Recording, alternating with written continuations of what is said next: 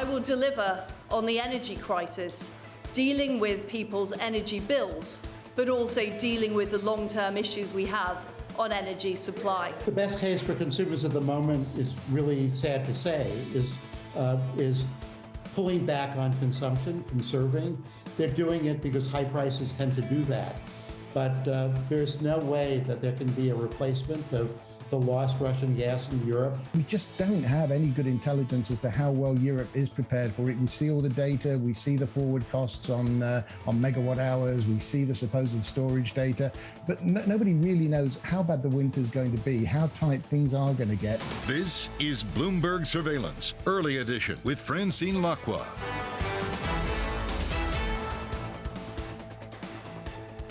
Well, good morning, everyone, and welcome to Bloomberg Surveillance Early Edition. I'm Francine Lacqua here in London, and here's what's coming up on today's program. Relief plan. Incoming Prime Minister Liz Truss is said to earmark £130 billion to contain gas and electricity prices for UK households. Well, crude dynamics. OPEC Plus announced a modest cut in production, but a Monday rally actually fizzles as China's lockdowns renewed concern about demand. Plus, private warnings. Russia risks deep and prolonged economic damage as the impact of sanctions spreads. That's according to an internal government report. And we speak with Ukraine's prime minister. Now, this is the breaking news. Of course, Liz Truss traveling to Balmoral, separate planes, but Mr. Boris Johnson, who also gave his goodbye speech this morning, will also travel to meet the Queen as Liz Truss takes over. Now, Liz Truss planning a £40 billion energy aid package for UK businesses. That headline just crossing the Bloomberg terminal. Of course, we'll try and make sense. Everyone wants to know. And it's interesting to hear Philip Hammond, the former Chancellor of the Exchequer, saying now is the time for markets to hold, of course, the new government's feet to the fire is how they will fund it. Now, this is what the markets are telling us. European stocks getting some 0.3%. We're also seeing a bit of a lift when it comes to U.S. futures. Now, I have to say what investors are worried about is the same old story. Inflation, rising interest rates, but they're also trying to assess responses from the Commission, from the EU on how to deal with this energy crisis and whether they'll give enough support to households, but also businesses. Euro dollar, 99.70. If you look at sterling, 115.77, and then the U.S. 10-year yield, 325.57. We've seen those yields rising actually over the last 12 hours or so. This is a picture for European stocks. Now, if you're here in the U.K., all eyes not only on this energy bill and how much support she'll give to households. We haven't actually heard what the new Prime Minister will do for businesses, but the U.K. getting 0.3%. Actually, pretty similar mood also for the DAX and the CAC. It's a big day, we know, for U.K. politics. Boris Johnson has left Downing Street to make way for Liz Truss to take over following her victory over rival former Chancellor Rishi Sunak. Now, in his final speech as Prime Minister, Johnson vowed to enthusiastically back Truss during her time as Prime Minister.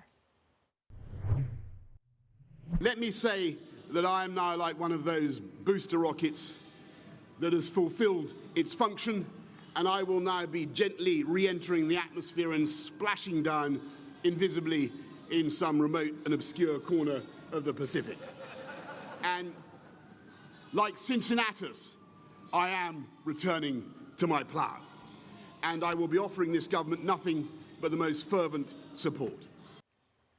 Let's bring in Bloomberg's Lizzie Burden, who's at Downing Street. Lizzie, we had that breaking news, of course, and I have to correct myself because Liz Truss, that £40 billion energy aid package is actually for UK business. So that's new. Yesterday, we heard more about the households. But is Boris Johnson now retreating? I mean, there's a lot of talk about him wanting to make a comeback.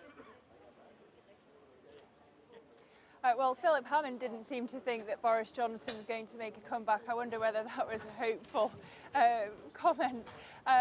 Boris Johnson said that he offered Liz Truss nothing but his fervent support, but he also made a reference to Cincinnatus, who I would note was a successful Roman general who retired, made a comeback, and then went back to his plough. So I wonder at what stage of Cincinnatus's life Boris Johnson was referring to.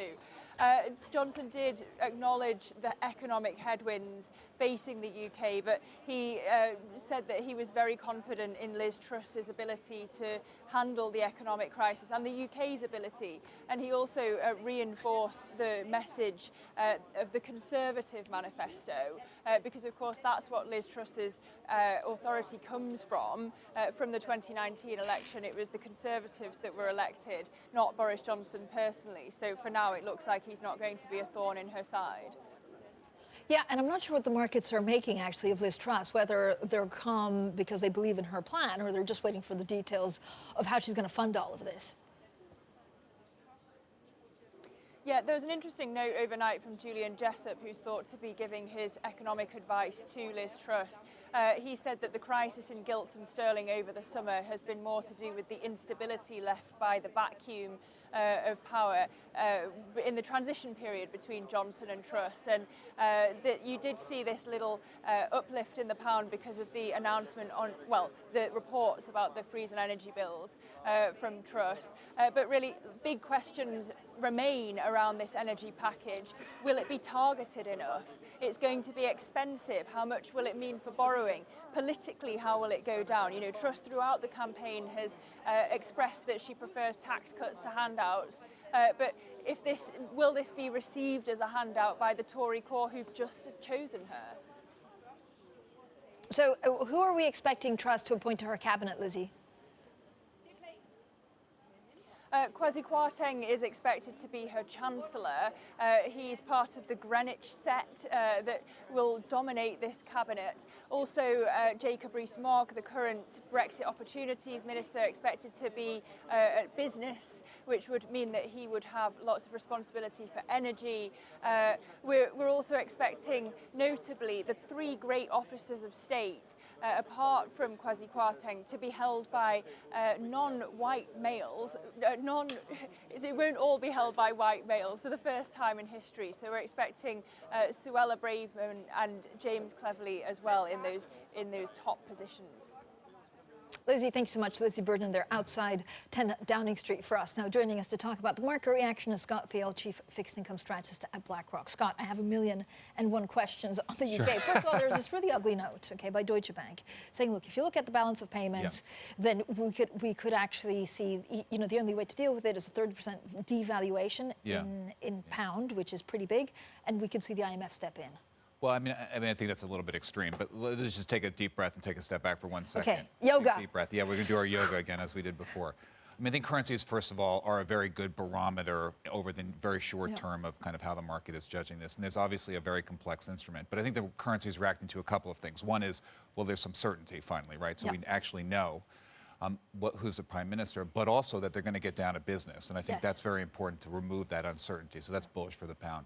The second is that the numbers she's putting out there, and again, we have to look at them and see how they're, as Philip Hammond said, how they're going to be raised. These are some big numbers, right? I mean, that 130 billion pounds is almost more than any other line item except for the NHS, right? So I think there is some certainty. The numbers are kind of big, and so I think that is bullish for the pound in the near term. Look, it's down, but the dollar is much stronger, right? And so if you look at the euro or the pound against the euro, it's underperformed certainly this month, but I don't say it's material. Okay, so given the big ticket bills or the money swirling around like the 130 and then 40 to businesses, are UK rate hikes that are being priced in looking excessive now? Well, I think this is the issue we're going to have to sort out, is that type of stimulus is obviously going to be very positive for the economy and potentially very inflationary in the sense that it boosts economic activity in the face of consumers spending not money on energy bills but on consumption. And so if anything, that would push the bank to be more reactive, as Philip Hammond said, to kind of offset that. Yeah. And so I think we first of all have to see how much is actually going to be delivered, how it's going to be paid for. How fast, I guess? Exactly, and how fast, obviously. And so all of this stuff will matter. The bank is obviously expected to be very aggressive in the near term because of the high inflationary pressure we see here in the UK. But just generally, are you more optimistic or more pessimistic about the UK than you were last week? Well, given some of the numbers. Yeah, no, I think on balance to have more clarity, to have a plan in place is is positive. I think to be kind of more positive on gilts or less positive on gilts, be more positive on equities, we're going to need to see the details a little bit more closely. So I'm going to, if possible, just reserve judgment a little bit going forward. Okay, I'm going back to my yoga, like right now. Yeah. What do we do with the balance of payment?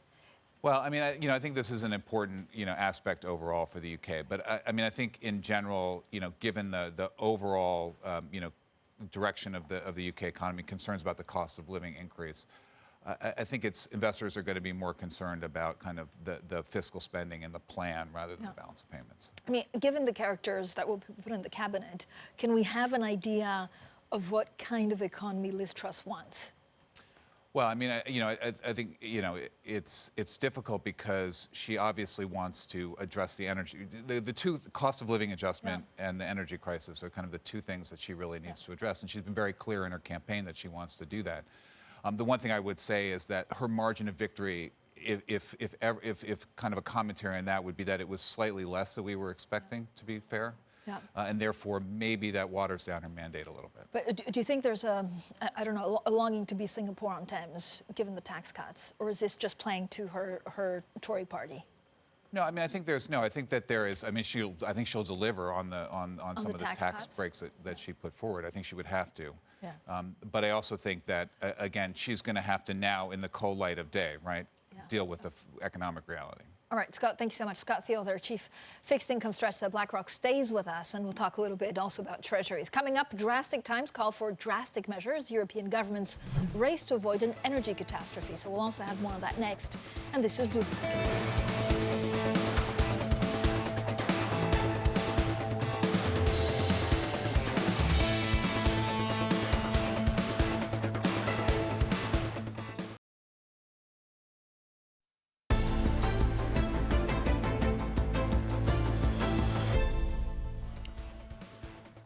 Economics, finance, politics. This is Bloomberg Surveillance Early Edition. I'm Francine Lacqua here in London. So European governments are racing to stave off an energy catastrophe this winter.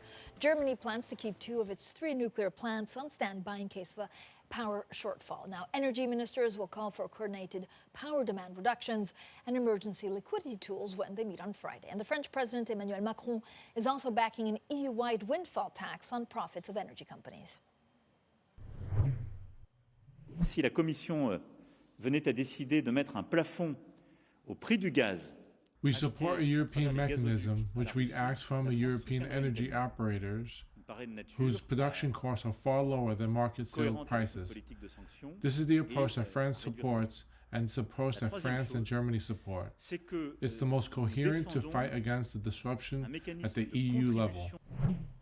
Well, we're back with Scott Thiel. He's chief fixed income strategist at BlackRock. Scott, if we focus, first of all, thank you for sticking around, but if we focus now on Europe, so the ECB, markets believe that they can hike by 75 basis points. How difficult is this when actually inflation's really running out of control because of the energy crisis? Yeah, I mean, they're going to face a very stark trade-off, as time emerges here, right? We expect them to go 75 basis points this week. Thursday, I think it's fully priced in. I don't think that's going to be a surprise. But looking forward, the energy crisis and the supply shock that is driving inflation in Europe is something that's difficult for the ECB to control with the policy rate. And so, in other words, as they raise rates, they're going to push the country into a deeper, the zone, into a deeper recession. We have economic forecasts, for contraction next year in Europe. And that's going to be part of the, pushing rates higher into a supply shock inflationary environment. But how difficult is it to see the second and third round effects? So are we actually talking about, potentially 15, 20% of companies having to go bust? Yeah, I mean, we wouldn't say that's where we are at this point. I mean, what we would note is that, core inflation, for example, in Europe is running as high as it is in the U.S., which is pretty remarkable. But as we look at the kind of the contraction that we think is going to come in the economy as a result of the current ECB pathway, we see a contraction that brings inflation in a few years back down to target. But it's clear that in the near term, there's going to be continued upward pressure in the Eurozone. We see that peaking, sometime in the first quarter of 2023. We have big election, and actually we'll have team live coverage from Rome in Italy on September 25th. Yeah. I mean, this is significant because of the reforms that they could abandon if we have a right-wing coalition that Draghi had put in place, but also they seem much more friendly towards Putin. Yeah, I mean, the way we kind of classify this election in some respects is that there's less uncertainty about the kind of political aspect and more uncertainty about the economy, right? In 2018, we had the flip, right? We had more uncertainty about the economy, more uncertainty about the politics, less uncertainty about the economy. So I think it's going to be very interesting to see how Italy faces, the current account has moved negative, and there are other kind of economic issues. I think the political issue is kind of, center-right government delivered Brothers of Italy. Are you buying BTPs? Well, okay, so BTP is an interesting trade, right? Because they are about 240, again, rounding. We think that's a 200, 300 range, and that's a yield spread to German government bonds. And so it doesn't surprise me going to an election where not much is expected. They're right in the middle. So what we would do is wait for them to get to the cheaper end before buying and the tighter end before selling. So the market seems to believe that this is really, in some respects, not a non-event, but it's not that big of an event because the spread is exactly in the middle of its recent range. Scott, what do you do with treasuries right now? Well, so we remain short of treasuries, noting the flatness of the yield curve and the lack of term premium in the long end of the market.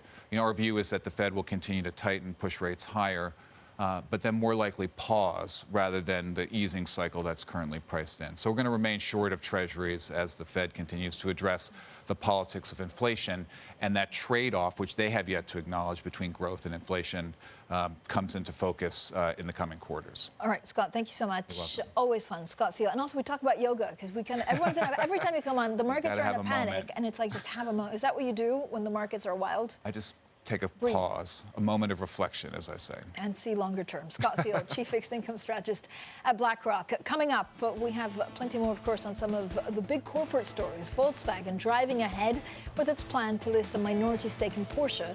That's despite market turmoil. That's coming up next, and this is Bloomberg.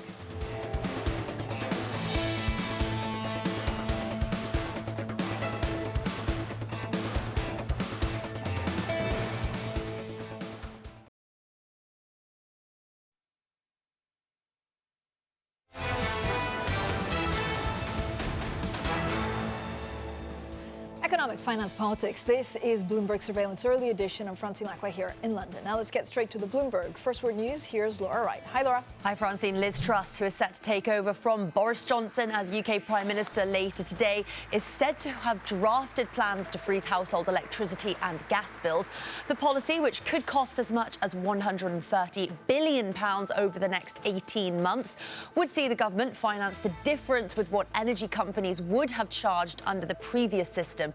Truss beat former Chancellor Rishi Sunak in a contest for a new Conservative Party leader, taking 57% of the votes cast. OPEC Plus has agreed to reduce oil production by 100,000 barrels a day in October in a surprise move that reverses this month's hike. The cut is aimed at stabilizing global markets and takes the cartel's oil output back to August levels. Group leader Saudi Arabia says it shows OPEC is willing to be attentive and proactive. Global news 24 hours a day on air and at Bloomberg Quick Take, powered by more than 2,700 journalists and analysts in more than 120 countries. This is Bloomberg. Francine. Laura, thanks so much. Now, Volkswagen has decided to push ahead with its plans to list a minority stake in sports car maker Porsche this year amid gyrations in the markets. Now, despite volatility, the German automaker is paving the way for what could be one of Europe's biggest IPOs. Well, joining us now for more is our global car czar. He is Craig Trudell. That title never gets old. Craig, so what's exactly behind Volkswagen push to IPO Porsche? I think it's still somewhat of an unanswered question just why they have decided to go ahead with this given the conditions that we've seen. I mean, the IPO market is basically closed, but they make the case that this is not a situation where they really absolutely need the money in Volkswagen. But I think the closest thing we've arrived at in terms of an answer here is that they view this as an asset that sort of, is able to withstand any sort of negative conditions. And so, the idea of going ahead with this now, sort of counting on the idea that once markets do lift, the valuation will account for that. And, sort of move along with this, given all of the effort and time and expense that's been put into this effort already. So what can you tell? I mean, this is, a very good story. There was feuds. There was I guess breaking up, making up. I mean, there's everything in this. What's the relationship going to be like between Volkswagen and Porsche? It's going to be interesting. I think there's absolutely going to still be a lot of cooperation here and a lot of dependence on one another. But it will be a situation where Volkswagen is able to cash in on this valuable asset Porsche is able to, perhaps gain a little bit of independence.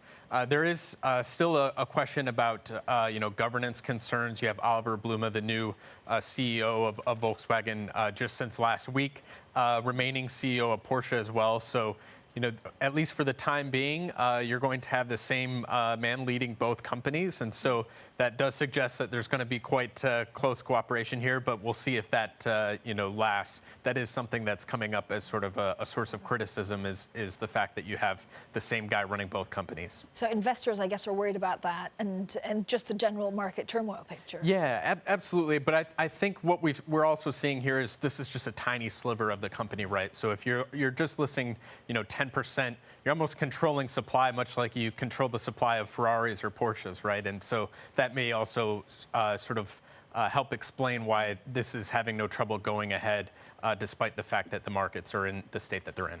Craig, thank you so much. As always, Craig Trudell there. Our global cards are on this Porsche IPO. Now, coming up, drastic times calls for drastic measures. EU governments race to avoid an energy catastrophe with multiple plans. We'll have a look at that. We'll also look at markets. We have a great live blog. I urge everyone to go and check it out, TLIV, on the Bloomberg terminal.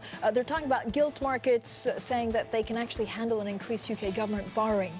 This is according to our Marcus Ashworth from Bloomberg Opinion. Will they? We'll also discuss that a little bit later. This is Bloomberg.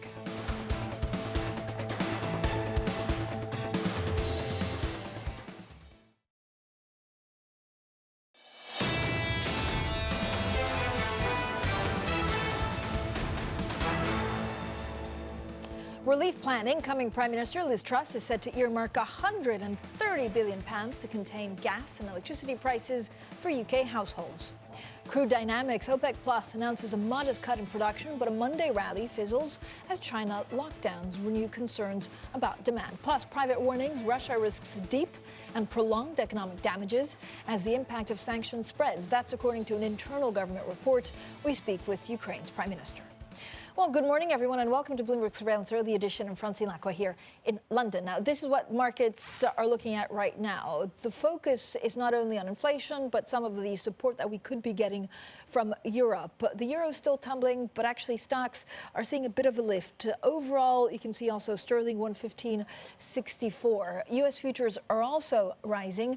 Retailers and autos amongst the best performing sectors in the Stoxx Europe 600. Energy and healthcare actually trading, and the pound rebounding as traders assess the agenda of the incoming UK Prime Minister Liz Truss, who again plans to alleviate energy bills in a policy that may cost $130 billion over 18 months. Now, Ukraine's Prime Minister says his country has an absolute commitment from European politicians to support Ukraine in the war against Russia, despite turmoil they face in the energy markets. Well, he spoke to Maria Tadeo. Take a listen. You know, we have a war, criminal war in Ukraine, bloody war, but European Union also have a war, hybrid war, because it's gas and oil blackmail, it's hybrid cyber and disinformational attacks, it's food crises which Russia creates, blocking our seaports, it's migrant crises which Russia creates by killing civilians in Ukraine and having a famine in African and Asian countries. All of this is elements of hybrid war. So this, what is happening in European Union, on European continent, is not so simple. It's not because of the war in Ukraine. It's because of action of Russia in European Union, in Ukraine, all around the world. So now we have a war, principal war between different worlds, between civilized world, between democracy and freedom, and between autocracy, between Soviet-style principles, between Russian Empire. So we wouldn't like to be part of Russian Empire, as you mentioned, but we would like to be part of free and democratic Europe, democratic world. And very important to understand, all of us, that only to be united we could win in this war, and we could save our democratic and freedom principles, and we should go through this winter. We should find possibility to go through this war and to win in this war.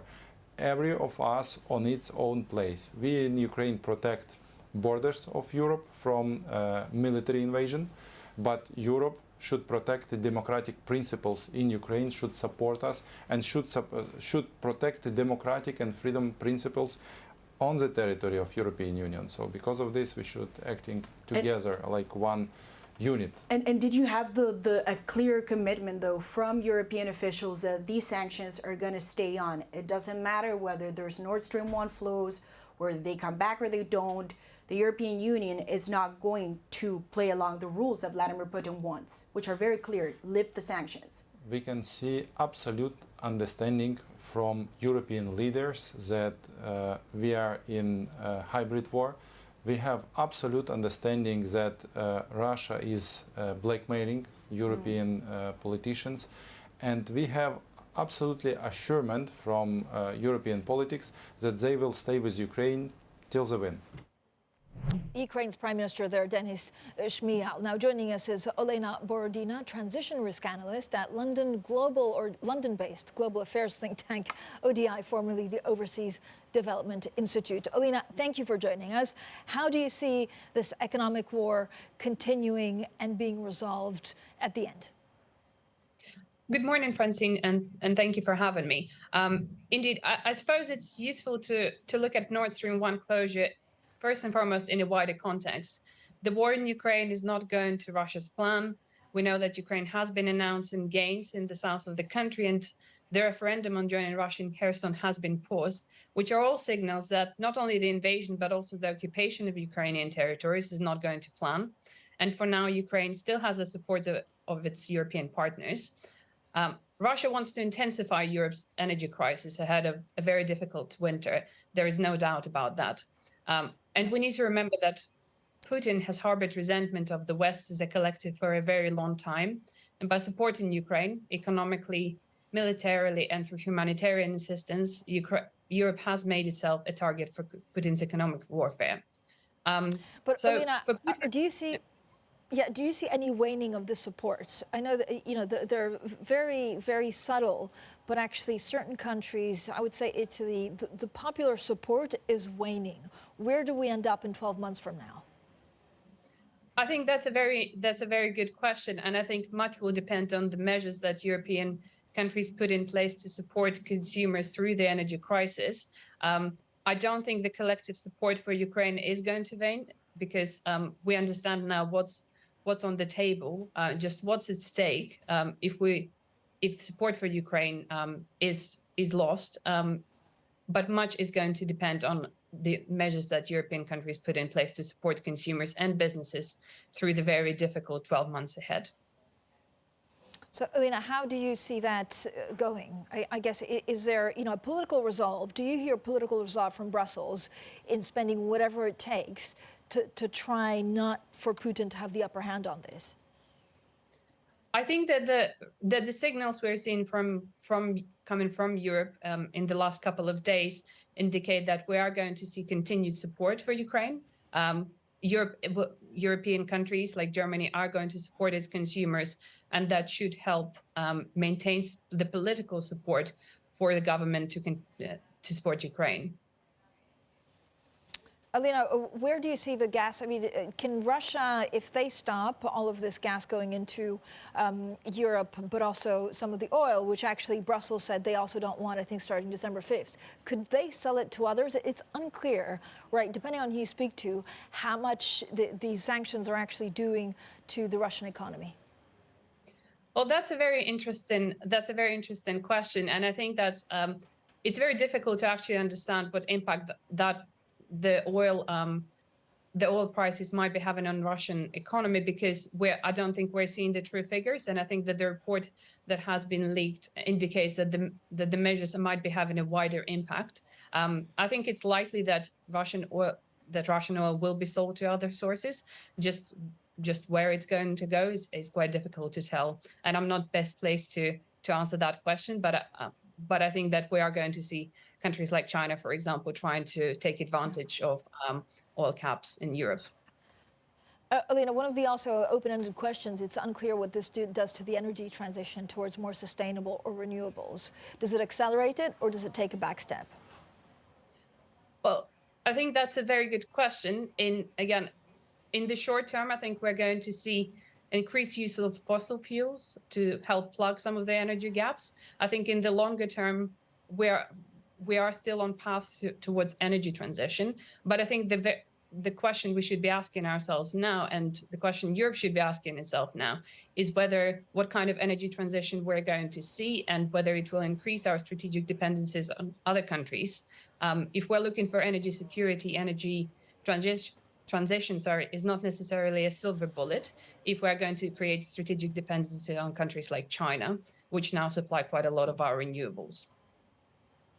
Elena, thank you so much for joining us today. Elena Borodina, their transition risk analyst at London-based global affairs think tank, ODI, formerly the Overseas Development Institute. Now, coming up, incoming Prime Minister Liz Truss inherits a raft of challenges.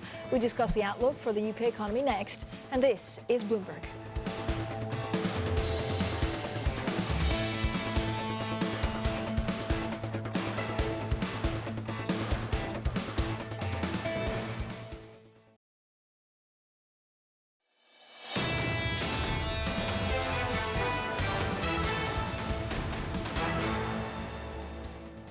Economics, finance, politics. This is Bloomberg Surveillance Early Edition, and I'm Francine Lacqua here in London. Now, we know it's a big day for UK politics. Boris Johnson leaving Downing Street to make way for Liz Truss to take over following her victory over her rival, former Chancellor Rishi Sunak. Now, in his final speech as Prime Minister, Johnson vowed to enthusiastically back Truss during her time as Prime Minister.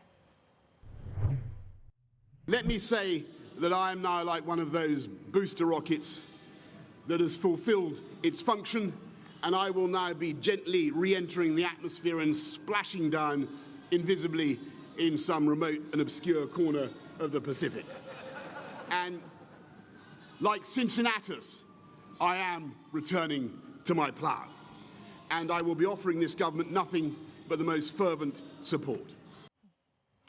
Joining us now is Camilla Cavendish, member of the House of Lords, former head of the Downing Street Policy Unit under Prime Minister David Cameron, and also FT columnist. Camilla, we're also, I think, good morning. First of all, I got distracted because I'm hearing that I think we're seeing Boris Johnson's plane land in Aberdeen. So they're both, Liz Truss and Boris Johnson, actually going on two separate planes to meet the Queen for security reasons. So let's talk about some of the policies. Camilla, thank you so much once again for joining us. Okay, £130 billion, then £40 billion for businesses is what we're hearing for this big energy plan. Yes. I mean, how are we going to fund this?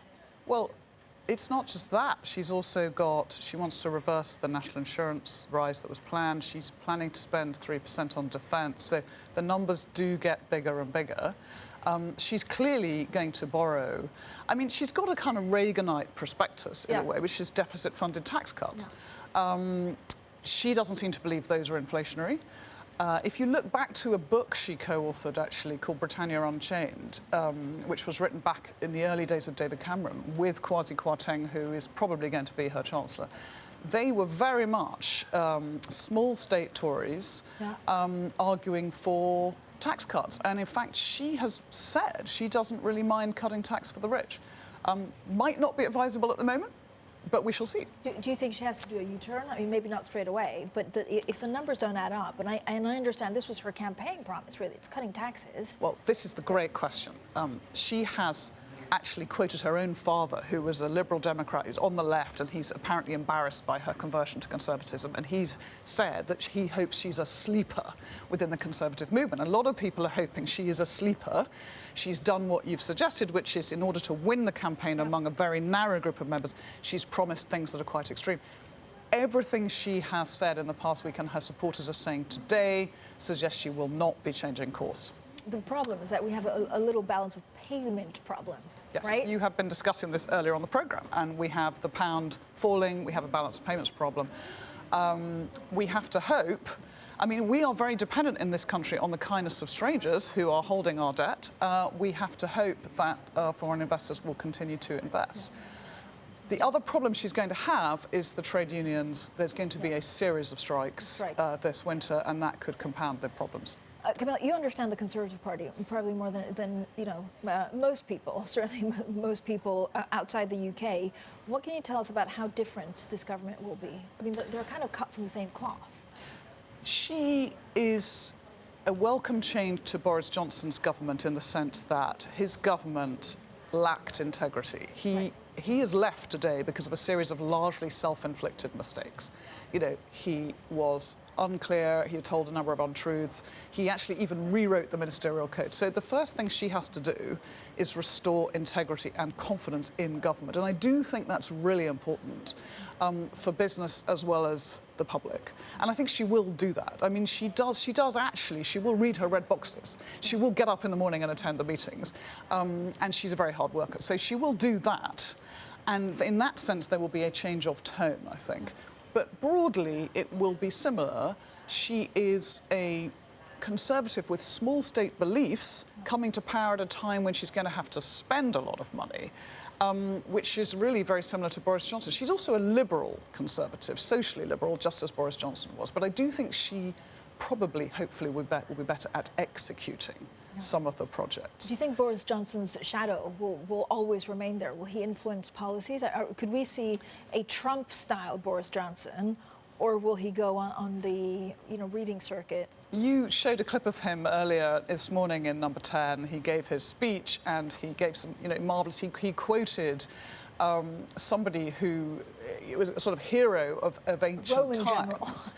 A Roman general who had come to power for 15 days and then went back to manage his farm, famously. But the rest of the story, which most people didn't know until this morning, is that this guy actually didn't just stick with his plough, he came back 10 years later. So Boris Johnson, ever the entertainer and the dramatist, is leaving that hanging over. I actually think he will go back to being a very successful journalist. He will make a lot of money on the speaker's circuit, and I suspect he doesn't really have the appetite to come back. But he will be remaining in Parliament, and he will be wanting to speak out on certain issues. And he has a magnetism that means it will be impossible for the media to ignore what he says. So does it depend on whether Liz Truss wins or fails this? Whether the heartstrings of the Conservative Party will still be longing for Boris Johnson at the end of it? She has a big challenge in October, which is when the Conservative Party has its annual conference. They will anoint her as leader. The danger for her is that Boris Johnson will do what he used to do when I worked for David Cameron. He gives his own speech in the side hall and far more people watch that one. If she plays it right, he will back her, and he won't do that this year. But what he does this year in October will tell us a lot. Who should she surround herself with? So we have already an idea of cabinet, but this makes all the difference at Number 10. She's going to clear out most of the people in Number 10. We've actually had, I think, 7 different regimes in Number 10, even since I left under David Cameron. It's very Italian, but it's also, if you remember, because Boris Johnson ended up having 3 different regimes because they kept saying, you just need better people around you. Actually, the problem was him. So we're not clear yet who she will bring into Number 10. There are many, many good civil servants and officials, remember, who will be there. She just needs a group of people around her who she trusts and who can execute real policy. I can't really figure out, if you look at the polls between the Conservatives and Labour, there's about a 10-point difference. And I can't figure out whether it's because Keir Starmer is not doing well enough or whether actually a 10-point lead is not bad. I think people are very unclear at the moment about what Keir Starmer stands for. He's been, I think, understandably quite careful about policy, but I have no idea what he would do if he was Prime Minister tomorrow. Equally, although she has made a lot of statements, I'm not sure we will be clear until at least the end of this week what she's going to do. So I really don't think the polls at this point matter very much. I think Keir Starmer is going to have to put some meat on the bones in the next few months. I mean, I feel like 15 years ago there was a clear, we knew what Labour stood for, we knew what the Conservatives stood for, and now apart from maybe the tax cuts, the policies are kind of meshing into one because of this crisis. That would be no bad thing. I would much prefer, Francine, that we had a government of national unity right now. I mean, that would be a big-hearted, intelligent response to a crisis. That's not going to happen because the Conservative Party has a majority of 71. It doesn't need to reach out. But I do actually think a crisis of this magnitude across the world does require very, very grown-up government, and it requires people to ditch ideology. Camilla, do you think that actually Liz Truss will look at the market? So we had Philip Hammond, and he was saying, the markets need to hold the feet to the fire of the government. Yes. Because we talked about the balance of payments, do you think she's looking, I mean, not on a daily basis on the Bloomberg terminal, although we would welcome that, but, is she going to be looking at her market reaction to what she says? I very much hope so. And I think that will be... she has to restore confidence in this country. She has to win the confidence of the business community. Boris Johnson, again, was frustrated with big business. Yeah. There was a feeling in the Conservative Party that big business had backed Remain in the referendum, and they didn't want to deal with them. This new regime has to get over that. You know, we are 6 years away from that vote now, and we have to restore relations with business and listen to business. She, of course, wants to cut corporation tax, you know, not raise corporation tax. Yep. I mean, she should be, I think, quite business-friendly.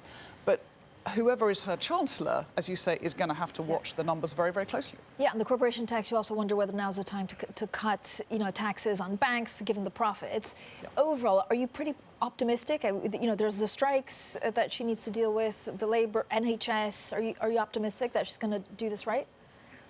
I don't think anybody can be optimistic because the challenges are so momentous, and we've had 7 weeks of hiatus because of this contest. But she does come, Liz Truss comes to power at a time with lower expectations than I think any previous Prime Minister. So she can probably only do better than the expectations, and that's an opportunity for her.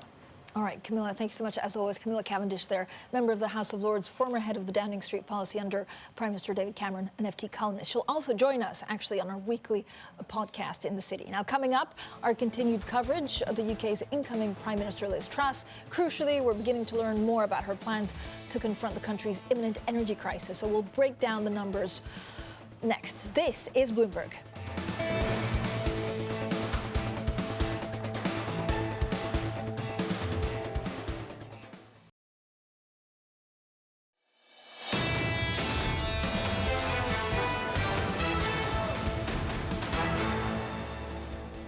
Economics, finance, politics. This is Bloomberg Surveillance Early Edition. I'm Francine Lacqua here in London. Now let's get straight to your Bloomberg Business Flash. Here's Laura Wright. Hi, Laura.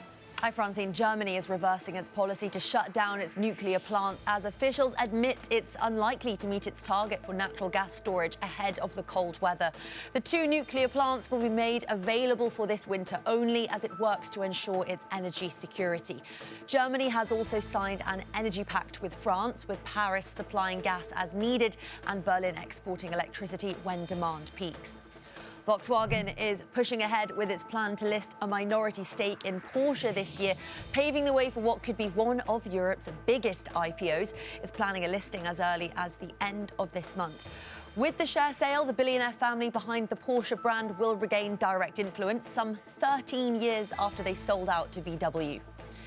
CVS Health has reached a deal to buy home health and technology services provider Signify Health for about $8 billion. It continues the US drugstore chain's expansion beyond its retail origins. Signify's potential suitors had reportedly included United Health Group and Amazon.com. That's the Bloomberg Business Flash. Francine. Thank you so much, Laura. Now let's check on the markets, and we're also getting a couple of headlines from ECB officials. First of all, Mr. Kazak saying the ECB will hike above neutral rate if needed, and then we also have the Maltese central bank governor saying that they're determining when to use TPI. This is a new ECB tool, and this is one of the major challenges. European stocks for the moment edging higher. Investors assessing responses by leaders to the region's growing energy crisis, and this is ahead of that ECB policy meeting on Thursday. Bloomberg Surveillance Early Edition continues in the next hour. Matt Miller and Kailey Leinz will be in New York. Our Anna Edwards is here in London, and this is Bloomberg.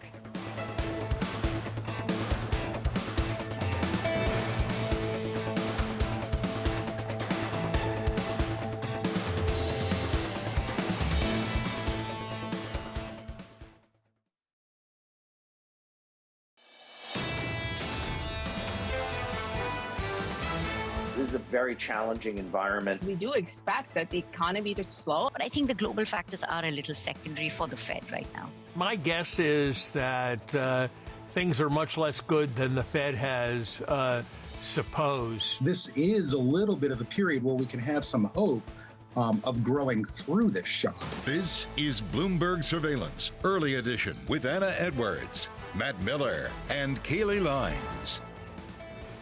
It's 10 a.m. in London, 5 a.m. in New York, and 5 p.m. in Hong Kong. Our top stories today. Liz Truss is poised to become the UK's next Prime Minister after winning the Conservative Party's leadership contest. She's drafting a plan to freeze energy bills for British households and help UK business. Germany will keep 2 nuclear plants alive as the EU struggles with the energy crisis. Meanwhile, oil's rally stalls following that surprise production cutback by OPEC and its allies. And the US government is considering whether to appeal a judge's ruling that creates a special master for those documents seized from Donald Trump's home. The judge also temporarily blocked the US from using the papers in its criminal investigation. Welcome to Bloomberg Surveillance Early Edition. I'm Anna Edwards in London with Matt Miller and Kailey Leinz in New York. Well, Kailey, I can report that whilst you were away yesterday, we were really risk-off here in Europe. Things looking a little bit brighter today, though.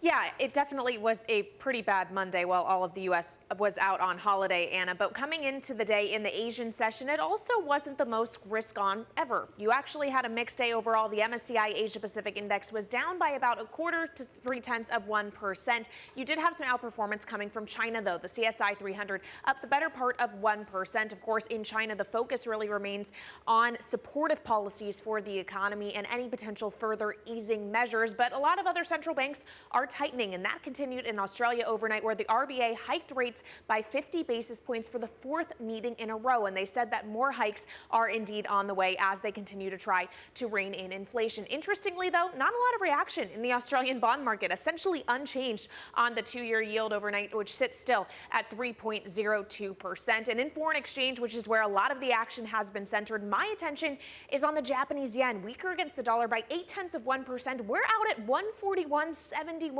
on dollar yen. That is the weakest yen going all the way back to August of 1998. So we're talking 24 years, Matt. Of course, it is a rate differential story as we're seeing Treasury yields moving higher this morning. Yeah, the dollar showing a little strength this morning. Interestingly, not against the pound or the euro. Take a look at what we're seeing in terms of futures gains after the horrible week that equities had last week, but only about 0.5%. So we'll see if this holds. Still 4.5 hours to go until the market open. The 10-year yield right now rising up as investors are letting go of that debt to 325.38. And you see crude actually coming up as well. This is really interesting because we have NYMEX crude rising, so Texas Intermediate up, but Brent is coming down. So that spread between those two is narrowing after the news we got that OPEC is going to cut production by 100,000 barrels a day. And then finally, Bitcoin trading at bang on $20,000. Kailey and I, of course, have our crypto show today, so we're going to go through everything related to cryptocurrencies and the price of Bitcoin really front and center. Anna? Yeah, and we have a crypto guest coming up this hour, so we'll continue to follow that story. Matt, this is the picture for European assets right now, for European stocks. Let's start there. A rebound for European stocks. It looked very red on this map yesterday, I can tell you, for those in the US who were not at work at their desks looking at equity markets. It was really red. We had news on Friday, of course, about Gazprom not reopening that pipeline, Nord Stream 1. And as a result, gas prices stormed higher, up by 20-30% at one point of the trading day. And that put pressure on risk assets, including stocks. Today looks different. Today, retail stocks getting a boost from the UK stimulus plan, and we see energy stocks and some utilities under pressure. This is the picture we've got for UK assets then, focusing in on that stimulus plan. 130 billion pounds worth of support for households, another 40 billion coming for UK businesses, and the pound, a little bit of a line in the sand, perhaps being drawn for how long, we wonder, but 115 now, the handle, up by 0.4% for the pound against the US dollar. The gilt story is really interesting. We've seen gilt yields rising around uncertainty and concern around higher inflation and whether the government would come forward with plans. We had a big sort of limbo in UK politics over the summer while this leadership contest was taking place, and that left a lot of space for worry, and gilt yields were on the rise. Today we see a steepening of the curve as it seems that the short end, we're seeing yields coming down a little bit, and that's because of comfort that perhaps something has been done to support the economy, and maybe inflation actually kept in check by what's being done on energy prices. But longer end, we do have those gilt yields rising as a result of concern about debt levels. We'll continue to monitor that situation. This is the natural gas price. I mentioned it was up 20-30% at different stages of the trading day yesterday. Today it moves down by 10.4%. It's really volatile. We didn't get to 340 or so euros per megawatt hour, though. That was the high we saw earlier on in this summer. The euro then also getting a little bit of a boost, a little bit reflecting that risk-on mentality that we have this morning, Kailey, in distinct contrast to yesterday's session. Yeah, it's a very different Tuesday than it was a Monday. So let's talk about, Anna, what is ahead on this Tuesday. It's a little bit light on the data docket here in the U.S. ISM Services data will be released at 10 a.m. Wall Street time. Plus, in politics, U.S. primary elections are scheduled today in Massachusetts. And in U.K. politics, Liz Truss will officially take over as the new Prime Minister following a meeting with Queen Elizabeth in Scotland, Matt. All right, and speaking of that, Kailey, Boris Johnson has left Downing Street to make way for Liz Truss to take over. Following her victory over her rival, former Chancellor Rishi Sunak, Johnson gave his final speech as UK Prime Minister. Let me say that I am now like one of those booster rockets that has fulfilled its function, and I will now be gently re-entering the atmosphere and splashing down invisibly in some remote and obscure corner of the Pacific. And like Cincinnatus, I am returning to my plough. And I will be offering this government nothing but the most fervent support. Bloomberg's Lizzie Burden joins us now from Downing Street. So, Lizzie, will there be a Truss honeymoon? I mean, I know she campaigned on small government, fewer handouts, tax cuts, but all of a sudden we're hearing about 130 billion pounds for the people, 40 billion pounds for businesses, and more big handouts to come. Yeah, Matt, if that's not a U-turn, I don't know what is. As soon as Liz Truss touches down from Scotland after she's seen the Queen, the hard work is going to begin. It's a forbidding in trade. She's got double-digit inflation, the Bank of England hiking. Yesterday we heard from Catherine Mann, a BOE policymaker. She didn't rule out 75 basis points, which would mean even more pain for consumers. If Truss doesn't get the policy mix right, we've also heard from Deutsche Bank that there would be a sterling crisis, and Truss cannot ignore the markets. She has said that the city's part of the blob she wants to take on, but don't forget, the last two prolonged periods of Conservative rule were ended by balance of payments and sterling crises, so she can't ignore them. But she also needs to hold the party together. Johnson, in his leaving speech, said that it was time for politics to end, time for delivery. But remember, Truss yesterday won less than half of the eligible electorate's votes, and even then that's a tiny fraction of the overall UK population that's voting. Not to mention the fact that the parliamentary party preferred, well, the MPs in the party preferred Rishi Sunak for leader, so then there's the question of will they appoint his allies and him, not him, he's ruled it out, but his allies into the cabinet. Boris Johnson learned what happens if you displease the parliamentary party. Yeah, so we learned a bit about what Boris Johnson plans or doesn't plan for his future. More to come, no doubt, from him at some point. What about Truss's plans around energy? Matt alluded to them. Will there be enough? Well, this is a big Bloomberg scoop. We're reporting that Truss plans to freeze gas and electricity bills for consumers to the tune of £130 billion, with another £40 billion plan for businesses. The pound has risen on the plans, but the question is, will the Tory base that's just selected Truss be happy with that? As I say, it seems like a handout. She's expressed throughout the campaign that she prefers tax cuts to handouts. Also, it's likely to be ill-targeted, so it would be fiscally wasteful. But economists are saying, like Paul Johnson at the Institute for Fiscal Studies, that for all its flaws, a big intervention like this is unavoidable at this stage. But we did just have Philip Hammond, the former Chancellor, on the programme. He said that the government doesn't have a bottomless pot of money. It can't solve every crisis. So you have to ask what Truss is going to do if this is the new normal. All right, Bloomberg's Lizzie Burden reporting from Downing Street. Thank you so much. Meanwhile, Ukraine's prime minister says his nation's allies should do their utmost to help end Russia's invasion fast because time is favoring Moscow. Speaking to Bloomberg in Brussels, he also said Ukraine can fulfill its gas transit obligations to European customers despite the war. We can see absolute understanding from European leaders that we are in a hybrid war. We have absolute understanding that Russia is blackmailing European politicians, and we have absolutely assurance from European politics that they will stay with Ukraine till the win. Anthony DePaola, Bloomberg Middle East energy correspondent, is joining us now from Dubai for the latest on Europe's energy crisis. What is the latest, Anthony? Hi, Kailey. Good morning. Yeah, it's a critical situation in Europe now on the gas page, particularly because we're not getting that gas from Russia anymore into the European Union. On Friday, as you had mentioned, there was the announcement that that gas has been cut off, and that's key for European countries to fill up their storage, their gas storage for the winter months. So, they're pulling out all the other stops to try to find different solutions. Really, it's a supply issue. It's the supply of the energy coming in, and they need to find other energy sources. So we've got Russia and Germany talking together about how they can swap power back and forth between some of the nuclear plants, between some of Germany's plants. Germany is struggling to fill up their gas to get to those kind of levels that they want going into the autumn, so that they're in better shape for the winter months. They're also looking at fiscal issues like a windfall profits tax on energy companies to help finance some of the additional expense, and taking some of that burden off of the customers, similar to what you've mentioned that Liz Truss is talking about in the UK. So taking some of that burden off the customers, and making it a little bit more affordable. But really, it's a supply issue, and that's going to continue affecting the balances this winter and going forward, Kailey. So we'll watch to see what policies are announced by European leaders on Friday then, Anthony.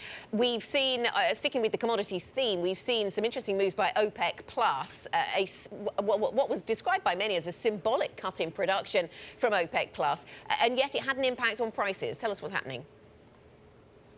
Yeah, Anna, that cut really unrolls an addition that they put in September, which at the time when they said they were going to increase by 100,000 barrels a day, that was described as minuscule, as kind of a sop to Joe Biden, who had gone to Saudi Arabia in July asking for more oil to blunt those energy prices. We have seen prices come off in recent months, and that was apparently a little bit too low, too much of a drop for the Saudis, and they wanted to show that OPEC is at the wheel, looking at the market, and is going to react quickly if they see the market softening too much.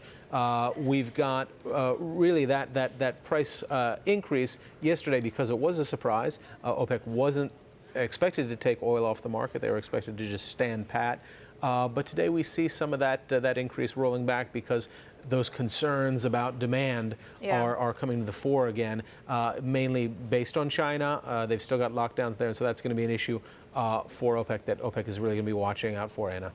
And we will all be watching out for it. Bloomberg's Anthony DePaola reporting from Dubai. Thank you so much.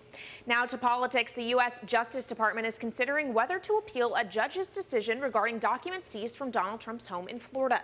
The judge has granted the former president's request to have a special master, a neutral third party, review the papers. Joe Matthew, Bloomberg Washington correspondent, joins us now from D.C. for more. So, Joe, where does this leave the DOJ? Well, it's interesting as they kind of figure out their next steps. I will say that there was a question about whether this special master would even be appointed because of the inherent redundancy here. To your point, Kailey, this is a neutral third party. He's going to be looking for attorney-client privilege or executive privilege violations here in these documents. But remember, the DOJ already has a so-called filter team for the very same purpose. That team is made up of members specifically not part of the prosecution team handling the case. But we're going to do this largely because of the sensitivity of the case, and the judge who was appointed by Donald Trump says her decision was partly justified by the Justice Department's admission that some investigators actually saw some of these documents that may have been covered by attorney-client privilege. This could come down to an argument about executive privilege, however. That is one that has yet to really be understood here, because what the Trump team is asserting is that executive privilege is blanket across the board. The DOJ, however, says that a former president cannot assert executive privilege against the administration of a sitting president. So there's a bit of complexity to this, and it's one, Kailey, that could be decided in the end by the Supreme Court. Joe, thanks very much for joining us. Bloomberg's Joe Matthew. There is no better time to listen to Joe's show. You can do that every weekday. His radio program, Sound On, starts at 5 p.m. Eastern Time on Bloomberg Radio. Now, back to industry. Volkswagen is pushing ahead with its plan to list a minority stake in Porsche this year, paving the way for what could be one of Europe's biggest IPOs. Joining us now for more is our global car czar, Craig Trudell. And Craig, it just seems like VW and Porsche have the worst timing, right? But I guess they're going to push through with this anyway in a pretty horrible market. Yeah, it is really the case that the IPO market over here is essentially closed, and yet we're seeing this push ahead. I think it may be a case where Porsche does not necessarily need to be in a rush. Volkswagen doesn't need the money right now, but they're sort of betting that this is an asset that's going to be appreciated even in a market like this. That the performance of this company and of this brand. Through the pandemic, through the chip crisis, through now the energy crisis, has been extremely strong, and the amount of demand for an asset like this, especially when it's just roughly 10% of the float, is going to be strong, despite the fact that we're going through such a difficult market, and that's why we're seeing them push ahead with this, despite the conditions that we're in. All right, Bloomberg's Craig Trudell, thank you so much. Let's turn now to some company stories here in the U.S. and take a look at some stocks on the move in pre-market trading. It was a merger Monday in that we had a deal announced yesterday, and you're seeing the share reaction to it on this Tuesday morning. Signify Health, the telehealth provider, will be bought by CVS for about $8 billion or $30.50 a share. That stock is trading at $29.12 this morning, only up about 1.2%. But remember, we have seen a serious run-up in anticipation of the deal, and CVS, meanwhile, is higher by just more than 0.5%. It is a steep drop, though, this morning for Bed Bath & Beyond. We got some sad news over the weekend that the company's CFO had fallen to his death from a skyscraper here in Manhattan. It's unclear how exactly that may or may not be related to the move we were seeing in the shares this morning, but the stock is down more than 16%, could be the 5th down day in a row after it already had fallen 35% in the last 4 days. And we're also seeing a decline for another stock, Digital World Acquisition Corp. This is the SPAC that is supposed to merge with President Trump, former President Trump's social media company, but apparently they did not get requisite shareholder approval to extend the deadline to complete that deal, and as a result, that stock is down 17% before the bell, Anna. Kailey, thanks very much for the update there on the pre-market movers. Coming up on the program, Guy Miller, Chief Market Strategist at Zurich Insurance. He'll be with us to take us through his thoughts on the markets. We're seeing a lot of support being offered by governments here in Europe now amidst this energy crisis. Will it be enough? What expectations do we have for European and global growth? And we will talk crypto. Glen Goodman joins us, crypto consultant at eToro. What is it about that 20,000 level? Why do we get stuck there? We will talk to him about that and much beyond. What will the new UK administration do on the crypto front? That is one of the questions, and we'll talk Ethereum as well. This is Bloomberg.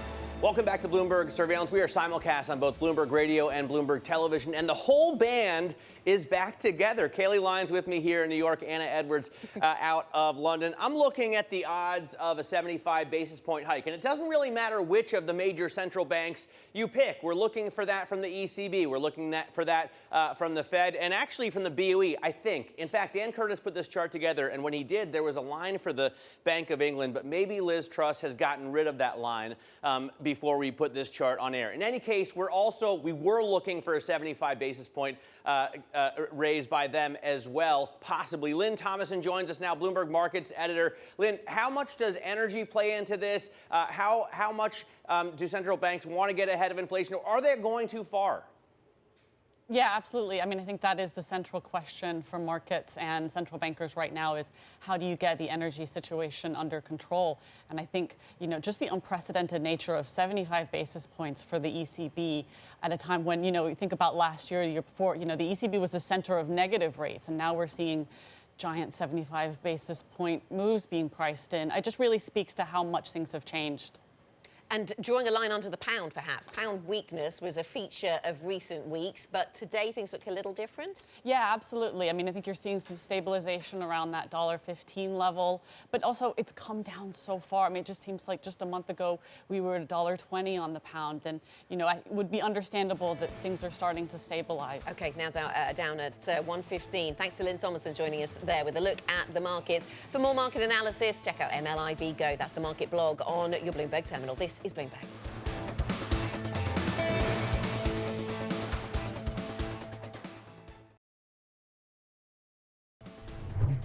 Now, keeping you up to date with news from around the world, here's the first word.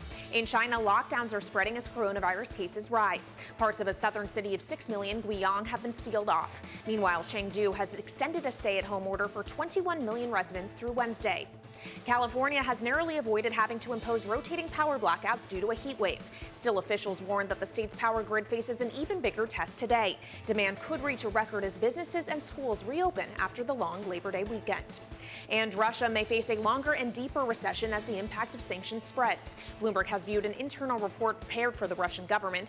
2 of the 3 scenarios in the report show a contraction accelerating next year, with the economy returning to the pre-war level only at the end of the decade or later.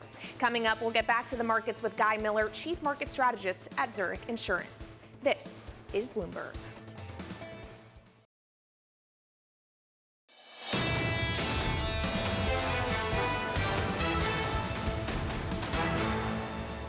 This is Bloomberg Surveillance Early Edition. Here's what you need to know. Liz Truss is poised to become the UK's next Prime Minister after winning the Conservative Party's leadership contest. She's drafting a plan to freeze energy bills for British households and help UK business. Germany will keep 2 nuclear plants alive as the EU struggles with its energy crisis. Meanwhile, oil's rally stalls following that surprise production cutback by OPEC and its allies. And the US government is considering whether to appeal a judge's ruling that creates a special master, an independent voice for those documents seized from Donald Trump's home. The judge also temporarily blocked the US from using the papers in its criminal investigation. I'm Anna Edwards, live in London with Matt Miller and Kailey Leinz over in New York. And Matt, things were pretty gloomy for risk assets yesterday. Things looking better today, and US futures pointing a little higher after the sell-off of Friday. Seems a long time ago. Yeah, the sell-off of Friday and really the last 3 weeks. It does make sense that we're seeing a little bit of a bounce right now in futures. Up only about 0.6%. We still have 4 hours to go until the open, but we've seen so much red, and we have to catch up a little bit after that holiday. Actually, Europe had a really red day yesterday, so it makes sense that you see a little bit of a bounce there as well. The U.S. 10-year rising to 3.25 right now, so investors letting go of that debt. What I find really interesting is the dollar index gaining here, although not against the euro and the pound, and we have Texas Intermediate up. So crude rising here, falling there in terms of Brent, the global benchmark, after OPEC Plus said it'll cut 100,000 barrels. We have Bitcoin right now just about 20,000, a little bit under 19,894. It is rising from a fairly low level in terms of the trading band, but we're going to dive deeper into that later on in this program. And then, of course, later today, Kailey and I have our crypto show at 1 p.m. So do tune in for that. Kailey, what do you see in terms of pre-market movers this morning?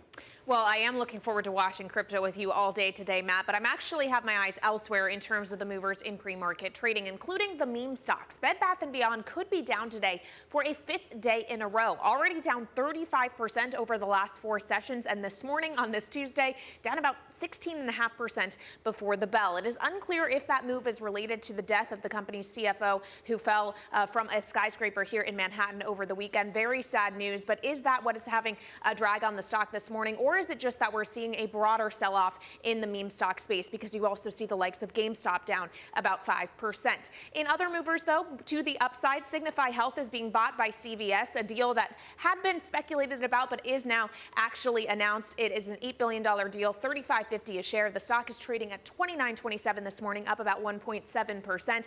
And another stock moving higher by nearly 7% is CoStar. This is on news over the weekend that it gets to join the S&P 500. That will be effective as of September 19th, but in anticipation of that, we're seeing shares gaining this morning, Anna. So some decent pre-market moves then, Kailey. Here's what we're seeing on European equity markets. A bit of a bounce from yesterday's losses, but the DAX was down by more than 2% in yesterday's session, not gaining by that much today. So overall, across the European space, we're up by 0.4% today. Drawing a line in the sand, it seems, at least in the short term, around the pound. There's been a lot of pound weakness over the summer with that political vacuum. Now we've had more policy suggestions, even if not formal announcements, from the incoming Prime Minister Liz Truss. And so the pound is up by 0.6%. Natural gas prices up by 20-30% at different stages of the trading day yesterday. This is the European benchmark for natural gas, now falling, down by 10.7%. So that is adding a little bit of relief, a little bit of appetite for risk assets. But bear in mind, we've just put out an interesting story across the Bloomberg, the views of Equinor operating in the energy space, in the utility space here in Europe. They think we could see as much as $1.5 trillion worth of margin calls for trading European energy. And they're concerned that all this money is being tied up with margin calls, capital being tied up in that fashion as these energy players try to trade at higher and higher prices, which had been the trade of late, of course. This is the euro then up by 0.2%. It is also getting a boost because we look more risk on today because of this gas price dropping here in Europe. So we are seeing a little bit of appetite for the euro as we work towards that ECB meeting on Thursday, Kailey. All right, Anna. Well, let's turn to a bearish take because one of Wall Street's biggest bears is turning even more pessimistic on the outlook for U.S. earnings. Morgan Stanley's Mike Wilson says, quote, "We think the next several quarters will end up containing some of the most significant downward revisions to forward EPS forecasts we have seen in the past several cycles. Lows for this bear market will likely arrive in the fourth quarter." Let's get the take now from Guy Miller, Chief Market Strategist at Zurich Insurance, who is joining us now. Guy, what is your take on Mike Wilson's view of the world? Good morning. Not terribly different, maybe not quite as bearish. I think what's been remarkable over the last year is how well margins have held up, not just in the United States, but also in Europe. In the case of the US, corporate America has again done a very good job at controlling costs, but also taking advantage of some pricing power to push prices up and maintain margins pretty much close to record levels. I think as we get into the end part of the year, that's going to be much more challenging. We hear from small businesses, they're finding it harder to push prices higher.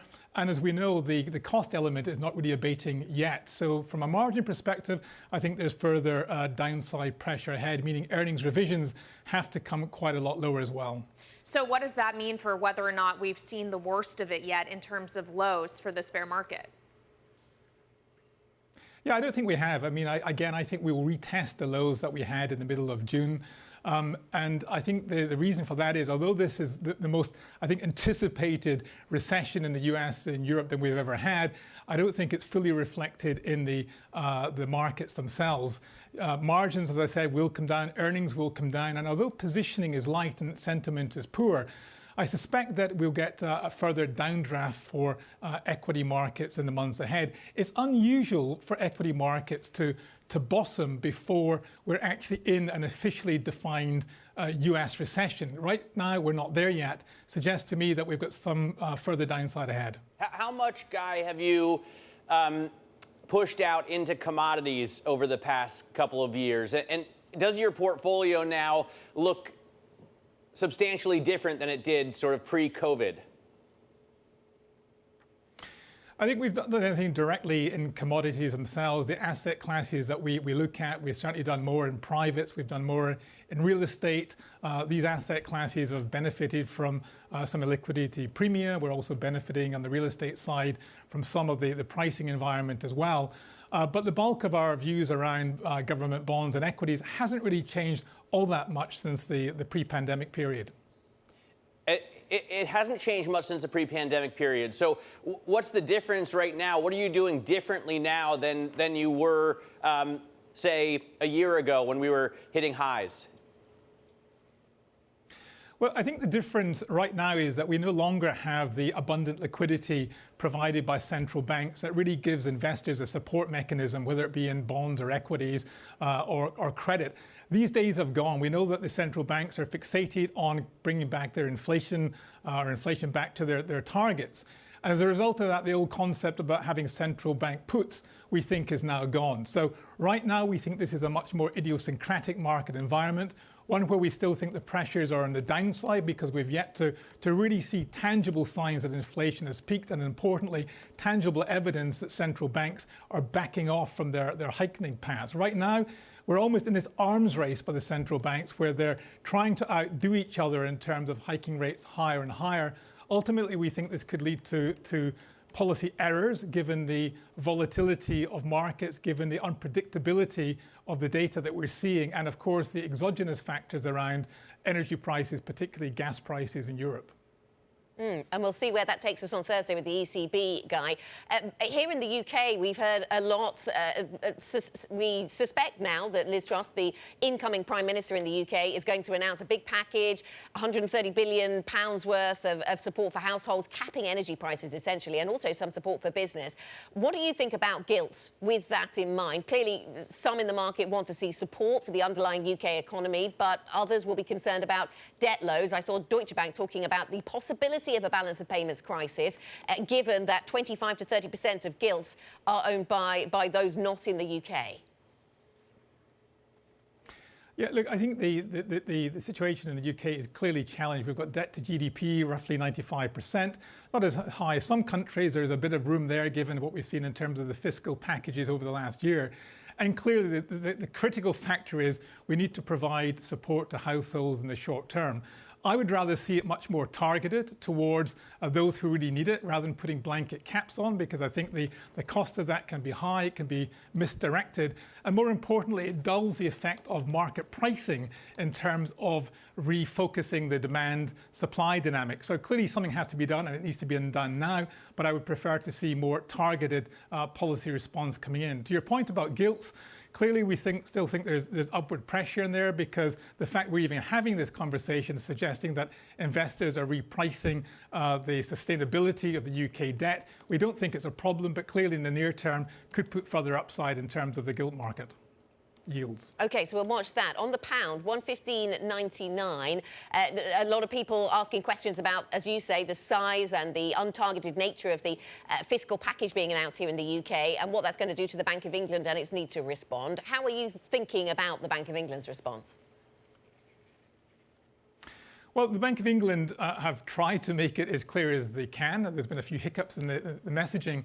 But the response still has to be one of focus on the inflation target and making sure that they keep their independence and focus on monetary policy, which suggests to us that we're going to see, of course, further rate hikes going forward. They need to be credible. They need to follow through in terms of the messaging that they're given. But given what we've said about the fiscal and the monetary side, certainly sterling is under pressure, and we think that pressure is likely to continue for some time, despite these moves higher by the Bank of England. Guy, thanks so much. Thanks for joining us. Guy Miller of Zurich Insurance, thanks for being with us on the programme. Coming up, we will talk crypto. Glen Goodman joins us, crypto consultant at eToro. We will have a discussion about where we are in the crypto universe. That comes next. This is Bloomberg.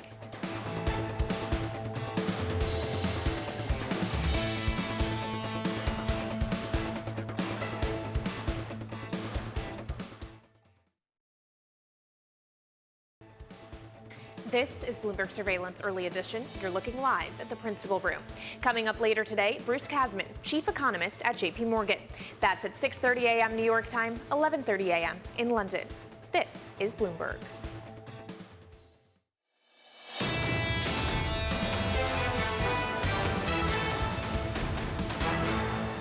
This is Bloomberg Surveillance Early Edition. I'm Matt Miller with Kailey Leinz in New York and Anna Edwards in London. Now, crypto uncertainty continues as Bitcoin just hovers below $20,000. Joining us to discuss the entire universe, but focusing in on Bitcoin, of course, at first, is Glen Goodman, crypto consultant at eToro, one of the, biggest analysts in the space. Glen, what do you make of this kind of stagnance that we've seen or stagnation, I guess is the right word, that we've seen in Bitcoin and crypto at large? Why do you think we're not seeing any movement out of this range?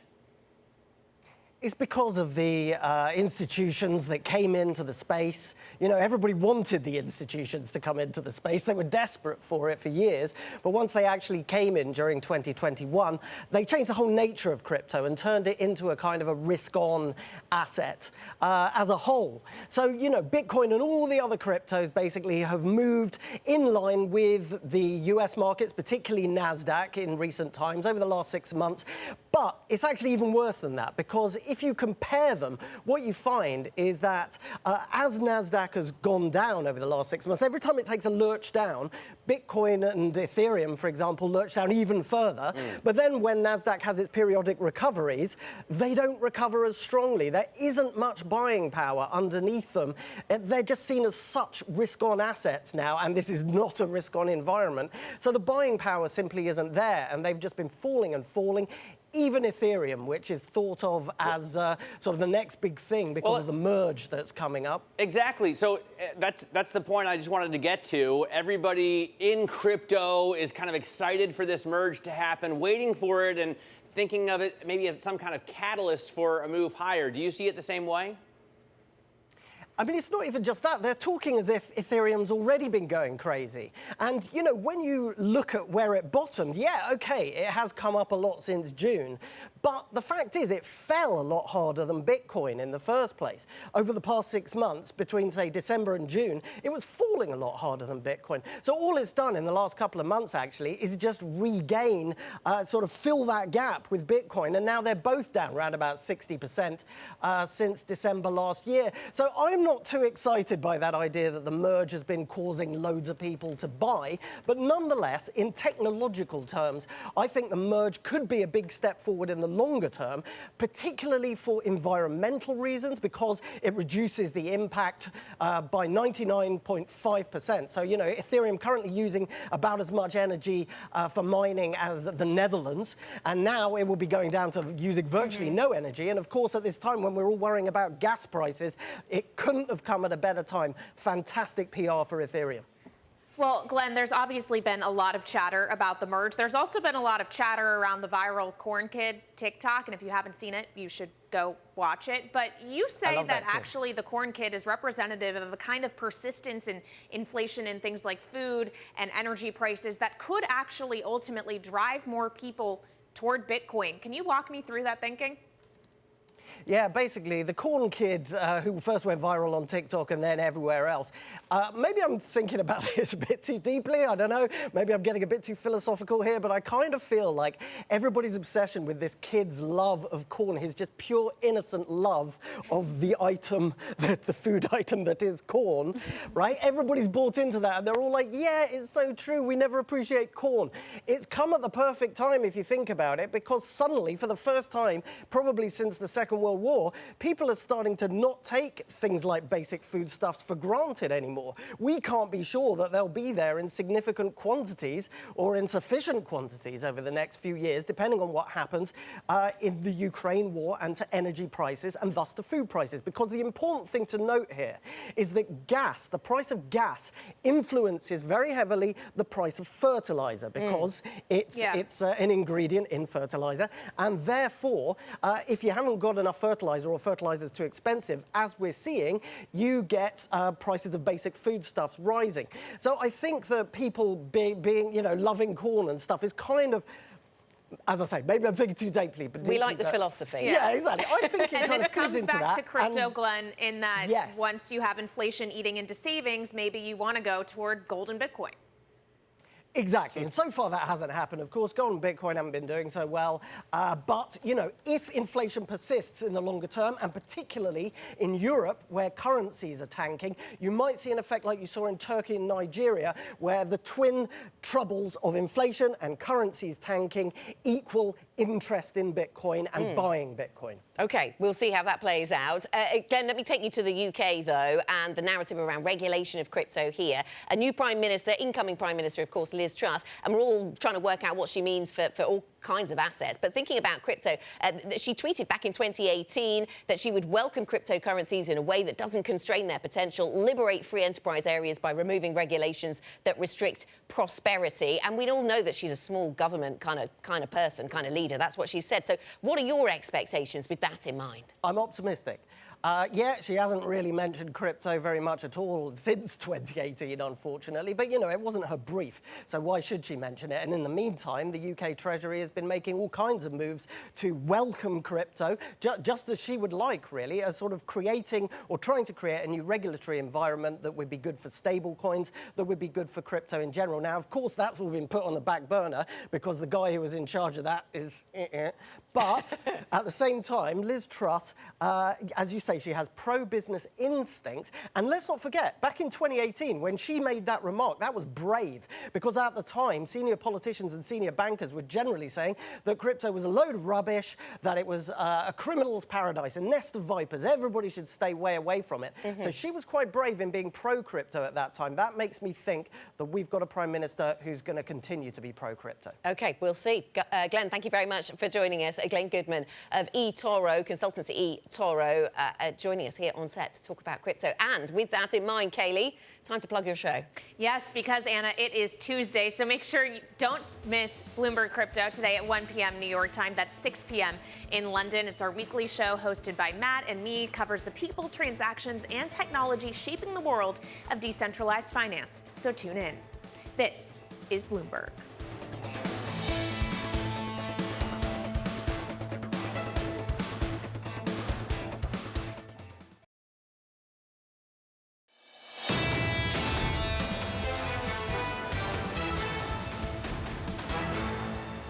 But I do think it's a salutary reminder to the new Prime Minister on her first day in office that the markets are watching, and probably more so than at any time since the referendum in 2016. The markets are looking very, very closely at political pronouncements, and the UK does face some serious headwinds. A few words of warning there from the former UK Chancellor Philip Hammond, who was speaking to the team here at Bloomberg a little bit earlier on. I'm Anna Edwards in London with Kailey Leinz and Matt Miller in New York. Also in New York, Tom Keane joins us, co-anchor of Bloomberg Surveillance. He can tell us what's coming up in the next few hours of programming. Good to see you once again, Tom. And I know all things UK very much on your mind this morning as well. Yeah, very much so. And I had to pick because there's so much to pick from this morning. The markets are absolutely extraordinary as America returns from the summer holidays, led by Kailey Leinz, I should point out. She was off for a month, I think, the Leinz sabbatical.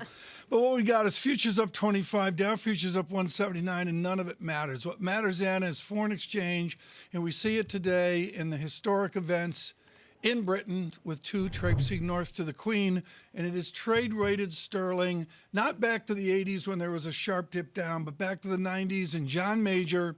And up we go with the British boom, and then down we go from 2007 and Brexit, and now down touching new weakness, not quite back to where we were in the 90s. Carl Weinberg with a brilliant piece this morning with High Frequency Economics saying it is about the new prime minister and the Slutsky effect.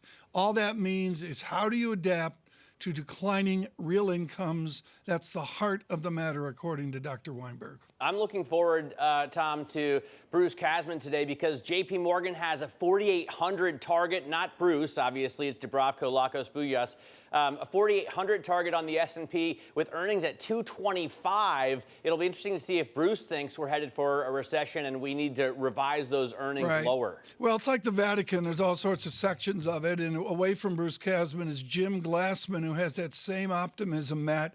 Dr. Glassman was on in front of the jobs report, and he was heated in rebutting the gloom on the American labor economy.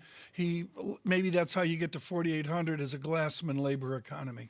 All right, Tom Keane, co-anchor of Bloomberg Surveillance, thank you so much. And as we continue to watch the American labor economy, we also are watching the economy in the UK, Anna, because we know the new Prime Minister, Liz Truss, has some plans for it.